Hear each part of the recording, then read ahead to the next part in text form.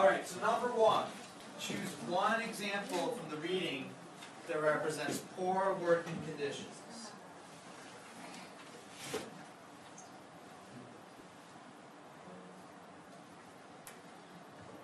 So, who has an answer to that?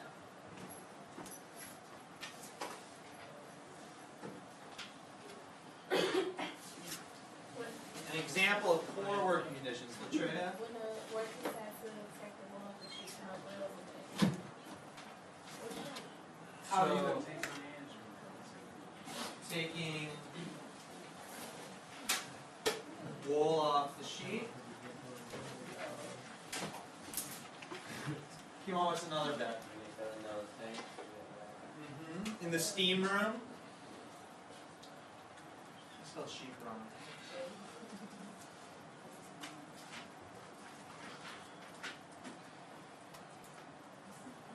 Can everyone see that? Lucian, is that a hand or? So those are probably the two examples that stick out the most. The people falling in and dying, and taking the wool off the sheep so your hands, the acid would burn your skin off. Girls, don't go through the food. That's it. Or cutting the meat with the knives and slipping, cutting your fingers off. But then you have like blood on your hands so it's slippery and stuff. So second question, do you think these types of situations would be allowed today? Why aren't they allowed today? Because let me tell you. Society's more advanced. Who? Put up the max, What's that? the axe. The act. Yeah, the axe, like the laws. There's laws. So are you gonna say, Ruben? Like, you see how people be suing over petty stuff. So that really was on. You can that's on sue? the finger. Absolutely. Butter. If you find a finger in your food today, you can definitely sue that company. You can sue. There's laws to protect, and a lot of these laws for the food to make it so food would be safe for people. They came shortly after this book was written, because this book opened everyone's eyes to how disgusting it was where food was But coming it's from. still nasty now. It's still pretty nasty in places today, absolutely. I don't want to know what's in a Taco Bell You should. beefy quesadilla or something. That's So you're gonna close your eyes and you should want to know what's in there. all right. So if you guys thought that excerpt was gross about the food industry, we're gonna skip the second excerpt and go to the third one.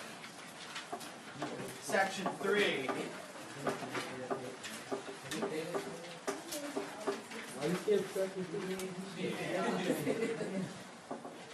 And this one might be even worse. I think I'll get some pictures for tomorrow. You just said, So this, so the first excerpt we read is mainly about how terrible it is for the workers. This really gets into how gross the food is. The people were eating. Cut up by the 2,000 revolutions a minute flyers and mixed with a half a ton of other meat, no odor that ever was in a ham could make any difference. There was never the least attention paid to what was cut up for sausage. There would come all the way back from Europe, old sausages that had been rejected, and that was moldy and white. It would be dosed with borax and glycerin, those are chemicals to preserve it, and dumped into the hoppers and made over again for home consumption. So what the author's writing there is that they would ship sausage over to Europe, wouldn't get eaten in Europe, get sent back to the United States, be all moldy and gross, as meat gets if you leave it out. And they just take it, dump some chemicals on it, and remake it and reserve it again. Put it through they put it through the machines the way they make sausage with the chemicals. I'm sorry. So this is all mainly canned meat? Because really only, at this time, really only rich people could buy fresh meat, like go to a butcher and buy meat that you saw, like hamburger meat, like you guys would buy today, or a piece of chicken. In this time, you had to be pretty rich to buy fresh meat or fresh chicken, or live on a farm and butcher it yourself. So what this is canned meat, like Spam or something like that. That's what this is. And this company that the book is based on is a real company. It's Armor Star Meats. So if you ever see that, that's still being sold today. They're not doing this today, but it's a company that still exists today. It's like got a red star with like a thing on it. Go, the next time you're in the grocery store, look for Armor Meats. They're still, or the company's still around. It's based on a true company. Yeah. Sorry. Oh no, that's fine. So it's in a can, and you open the can. That's a big detail I forgot to tell you guys. So it is like a can of chicken? Can of chicken or can of ham, can of beef. And they would have these little like keys on the bottom, and then they'd have a little, he's too young to know this. They'd have like a little like piece of metal and a little like lip, and you'd like have to catch the like little, sardines or something? like sardines, and Yeah. you'd have to like roll it back, you know, and so it's sort of fun, but not with this in it. All right, we're about to get to I think the grossest part. There would be meat that had tumbled out on the floor in the dirt and sawdust, where the workers had tramped and spit uncounted billions of consumption germs.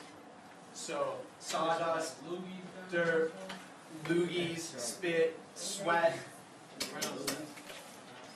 There would be meat stored in great piles in rooms, and the water from leaky roofs would drip over it, and thousands of rats would race about on it. It was too dark in these storage places to see well, but a man could run his hand over these piles of meat and sweep off handfuls of dried dung of rats. These rats were nuisances, and the packers would put poisoned bread out for them. They would die, and then rats, bread, and meat would go into the hoppers together, the machine that puts it all together to make the meat. This is no fairy story and no joke. The meat would be shoveled into carts, and the man who did the shoveling would not trouble to lift out a rat even when he saw one. There were things that went into the sausage in comparison, with which a poison rat was a tidbit. There was no place for the men to wash their hands before they ate their dinner, and so they made a practice of washing them in the water that was to be ladled into the sausage. So they're washing their hands in the water of this disgusting meat with different parts of rats, poison, sometimes people, all being mixed in food. Alright, so listen, you sit at the dinner table with your family, you peel the can back, and it's a piece of a rat tail there. Do you send the can back, or do you just pick the rat tail up? Well, it's all mushed. You wouldn't be able to tell. You want It's all like ground up. it's all ground up together. There were butt ends of smoked meat and scraps of corned beef, and all the odds and ends of the waste of the plants that would be dumped into old barrels in the cellar and left there. Under the system of rigid economy, which the packers enforced, there were some jobs that it only paid to do once in a long time. And among these was cleaning out of the waste barrels. Every spring they did it, and in the barrels would be dirt and rust and old nails and stale water. And cartload after cartload of it